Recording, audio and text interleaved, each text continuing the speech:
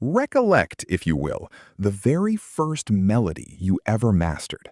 It is a song so foundational that it likely precedes your earliest memories of structured thought. Long before you possessed the cognitive capacity to parse a complex sentence, before you could grasp the stylus to etch your own name into a page, and certainly before you understood the abstract mechanics of linguistics or the semiotics of communication, you learned this specific sequence. It is a rhythmic incantation, a mnemonic ritual that every child in the English-speaking world performs. A, B, C, D, E, F, G. These 26 distinct characters, arranged in a rigid and unyielding progression, are set to a melody famously borrowed from the 18th century French nursery rhyme "Ah, vous dirai-je, maman," the same tune that carries the lyrics of "Twinkle, Twinkle, Little Star" and "Ba, Ba, Black Sheep." This sequence was drilled into your consciousness with such repetitive intensity that it ceased to be external information and instead became a permanent fixture of your cognitive architecture. You do not merely know the alphabet in the way you know a historical fact or a mathematical formula. You inhabit it. It is as instinctual as the autonomic process of respiration, as undeniable as the gravitational pull that defines your sense of up and down. This sequence is woven into the very marrow of your intellectual existence. Now pause and contemplate a question that is rarely, if ever, posed in a standard classroom. Why this specific order? The inquiry is not directed at the existence of the letters themselves, but at the logic of their arrangement. Why does the letter A occupy the position of the progenitor? Why is Z relegated to the finality of the terminus? By what authority does Q precede R, or M find its residence in the exact center of the progression? Consider the letter J, a character that did not even exist as a distinct grapheme until the 16th century. Why does it sit so comfortably between I and K, as if it had been an original tenet of the sequence since the dawn of time? To the modern mind, the order of the alphabet feels entirely natural, perhaps even inevitable. It possesses a quality of rightness that suggests it could not possibly exist in any other configuration. However, this profound sense of inevitability is in itself the most compelling evidence of deliberate design. In the natural world, organic systems are characterized by variability, randomness, and fluid adaptation. Only engineered systems, structures that have been intentionally constructed, standardized, and then disseminated through rigorous institutional instruction, possess that feeling of absolute, unchangeable necessity. We feel the alphabet is natural only because it was installed in our minds before we possessed the critical faculties to question it. It is a system that bypasses the analytical brain and anchors itself in the subconscious as a fundamental law of reality. Yet the alphabet has an order, and that order was a choice. As one peels back the layers of history to identify who made these choices, when they were made, and what the sequence looked like before it was altered, a hidden narrative emerges, a history that the modern era has largely compressed into a convenient, silent consensus.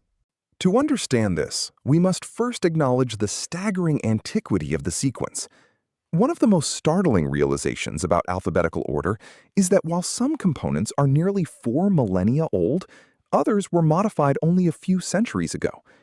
The primary skeleton of the sequence, the core consonants and their relative positions, can be traced back over 3,000 years to the Phoenician alphabet.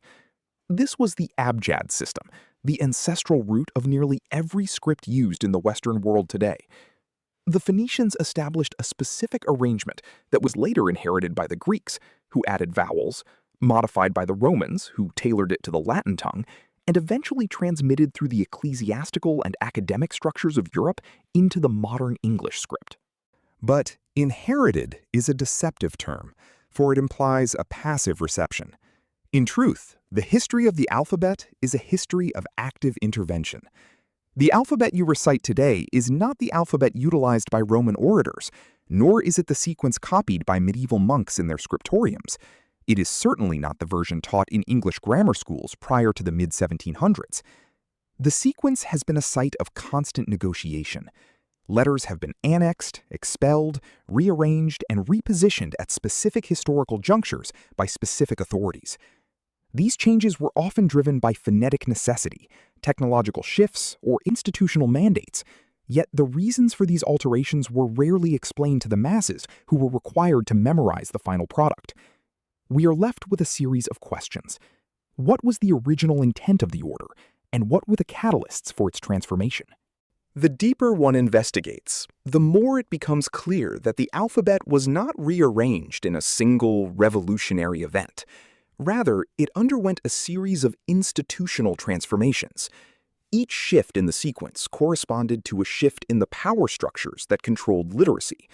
Whether it was the transition from oral tradition to the written word, the move from parchment to the printing press, or the shift from religious to secular education, each new authority reshaped the alphabet to serve its own logistical and ideological needs. And each time, the new sequence was presented to the next generation as the primordial, correct version. Consider the individual biographies of the letters themselves. The history of the alphabet is not a smooth, linear evolution. It is a chronicle of specific, documentable disruptions. Take the letter J.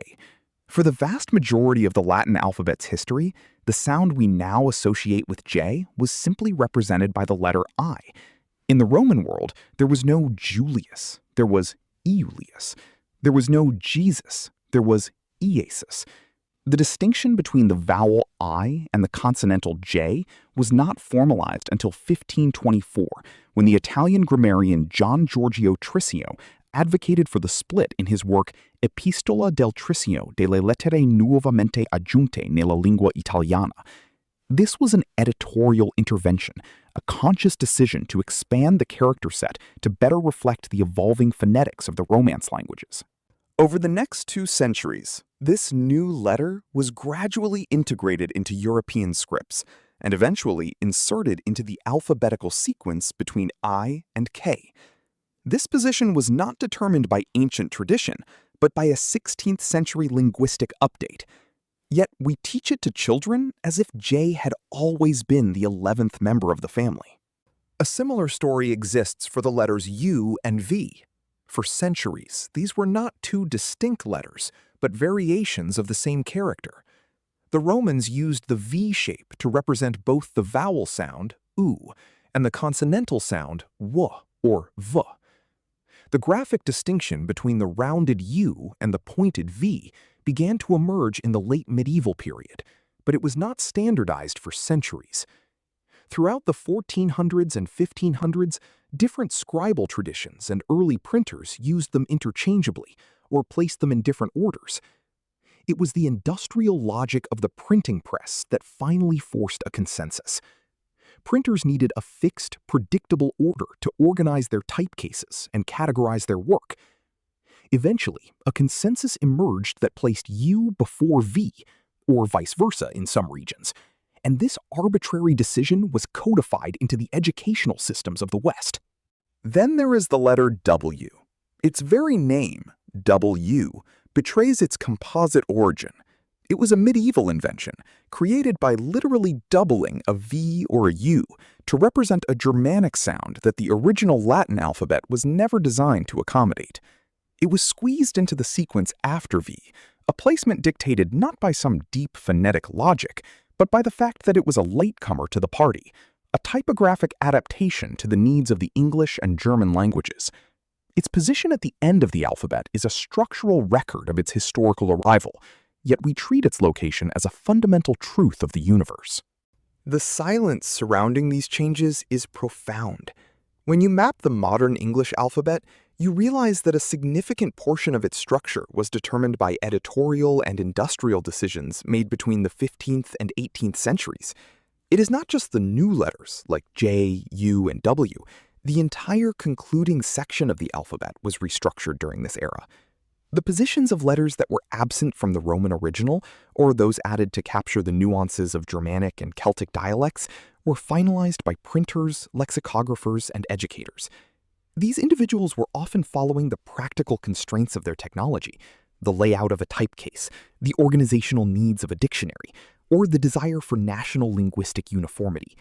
They were building a system of information management, and they were doing so with a pragmatic efficiency that eventually erased the memory of what came before. To find that before, we must look back at the Phoenician original. In the Phoenician abjad, the sequence was far from arbitrary. It was deeply meaningful. Each letter possessed a name that was also a word for a concrete object or concept. The order was not a random list of sounds, but a narrative or a mnemonic system that encoded a specific worldview. Aleph meant ox, Beth meant house, Gimel meant camel, Daleth meant door. These were not just labels, they were symbols of a lived reality. The sequence progressed through a series of conceptual stages, from the ox, the primary source of agricultural power and wealth, to the house, the structure of domestic stability, to the camel, the means of trade and travel, to the door, the threshold of the known world. Each letter was a building block of a larger story. Scholars of ancient Near Eastern scripts have argued that this sequence may have encoded a cosmological teaching, a map of the world's structure, or a creation narrative. It moved from the primal generative force, the bull or ox, through successive stages of human manifestation: the home, the gate, the water, the fish, the fence, the hand. The alphabet was a compressed philosophy, a way of organizing not just sounds, but the very concepts that defined human existence. This is a staggering realization. The most basic tool of our literacy was originally a sacred or philosophical text in its own right. And yet, this meaning is almost entirely absent from modern education. When a child learns their ABCs, they are taught to associate these shapes with arbitrary sounds. They are never told that A was once the head of an ox, or that the order of the letters was once a journey through the fundamental elements of civilization. We have inherited the structure, but discarded the soul. The semantic content was emptied during the long journey from the Phoenicians to the Greeks and then to the Romans. The Greeks adopted the Phoenician names. Aleph became Alpha, Beth became Beta. But in the Greek language, these words had no meaning other than the names of the letters themselves. The ox and the house vanished, replaced by abstract phonetic markers. The alphabet was transformed from a sequence of concepts into a sequence of sounds. It became a tool for transcription rather than a vessel for cosmological truth. This process of emptying reached its zenith in the English tradition. By the time the alphabet was standardized in the 1700s, the connection to its ancient roots had been entirely severed. This standardization was not a natural evolution, but an industrial necessity. Before the 18th century, the English alphabet was remarkably fluid. Different regions and different printers used different versions. The inclusion of the ampersand and as a 27th letter was common well into the 19th century, hence and per se and, which became ampersand. The distinction between letters remained inconsistent until the rise of the great dictionaries and the centralization of the printing industry. The printing press required a fixed, universal sequence. Typesetters, who worked at high speeds to assemble lines of lead type, needed to know exactly where each sort was located in their cases. Dictionaries, which were becoming the authoritative gatekeepers of the language, required a rigid order to organize their thousands of entries. Filing systems, library catalogs, and bureaucratic indices, the software of the early modern state, all depended on a standardized alphabetical order. The sequence was not fixed because it was correct in a linguistic sense. It was fixed because the burgeoning information age demanded a reliable algorithm for data retrieval. Once this order was codified by the printing press and the dictionary, it was installed into the educational system as an absolute. It became the first algorithm that every child was taught to run. Because it is learned so early, it becomes the template for how we process all sequential information. We think in terms of A to Z. We organize our thoughts, our files, and our lives according to a sequence that was finalized by 18th century printers. The alphabet does more than just represent our language. It organizes our very cognition. It trains the mind to accept a specific linear progression as the natural order of things, discouraging us from questioning the origins of that order. I am not suggesting that the alphabet is wrong. I am pointing out that it is a historical artifact that has been repurposed multiple times. It has been a cosmological narrative, a phonetic tool, and an industrial filing system. The current order is the product of specific interventions by specific authorities, men like Trissino or the anonymous printers of London and Paris, who were solving the practical problems of their time. They were managing information, and in doing so, they silenced the older meanings of the sequence. What did we lose when we stopped seeing the ox in the A? What was the original cosmological teaching that stretched from Aleph to Ta? The Phoenicians were transmitting a structure of reality through their writing system, a 22-symbol summary of the world that every literate person carried in their mind.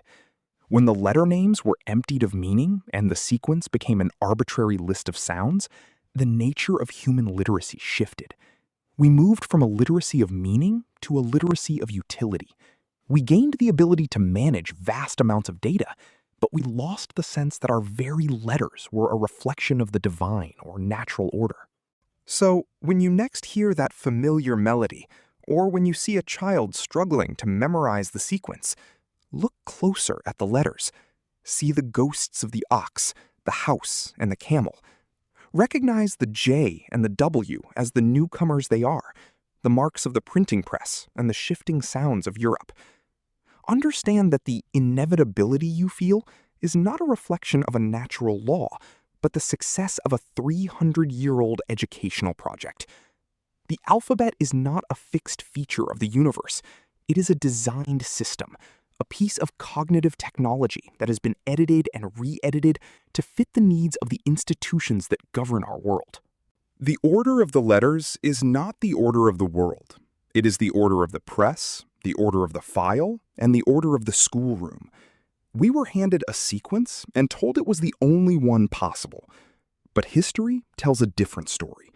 It tells of a journey from the sacred ox to the industrial index, a journey that has been hidden in plain sight, right there in the song you learned before you knew anything else. The next time you sing it, remember that you are not just reciting letters. You are repeating a history of interventions, a series of choices made by those who sought to organize the human mind. Ask yourself if the feeling of rightness is a recognition of truth, or simply the weight of a training so deep that it has become indistinguishable from reality itself. The song is a tether to a past we have forgotten, and a testament to the power of a system that can make the artificial feel eternal. In the sequence of A to Z, we find the blueprint of our own intellectual confinement, and perhaps, if we look closely enough at the origins, the first clues to our liberation from the silent consensus of the inevitable.